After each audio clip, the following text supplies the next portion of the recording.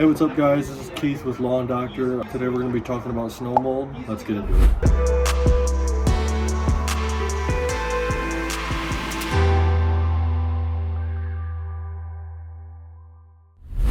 Alright, so first, if your lawn, it looks like it's covered in white fuzz, it's matted down, and just kind of weird patches in general, that's not dead grass, that's snow mold. Snow mold is a cold weather fungus that happens when snow and ice sits on top of grass for a while. When everything melts, you're left with these discolored, matted down, just weird looking patches. And there are going to be a few different types of snow mold, the first one being gray snow mold, which is going to kind of look like that white fuzzy, maybe even a light gray fuzzy substance on top, and it's going to leave those weird matted down patches.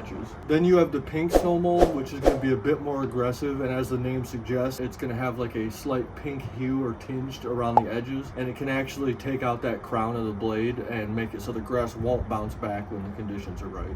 You may be wondering what the size variation of snow mold can be, and in reality it can be anywhere from a few inches to a couple feet or even more, depending on how bad the scenario or case is. The good news is snow mold isn't permanent. Once the temperatures rise, that fungus will start to die off as it thrives on that cold climate, and it'll eventually bounce back, so there's not too much to worry about there. So here's the easy fix. You can lightly rake the matted spot to pull the blades up, improve the airflow so the turf dries faster, avoid any type of heavy foot traffic or like vehicles driving on it if possible. You can try and prevent it next year by going lighter on fall leaves, lower your last mow to avoid heavy nitrogen in the late season. So if you're seeing these fuzzy or matted patches after the snow melt, that's snow mold, and your lawn can absolutely bounce back. If you want more winter lawn tips, hit subscribe and check out our other winter videos. See you guys in the next one.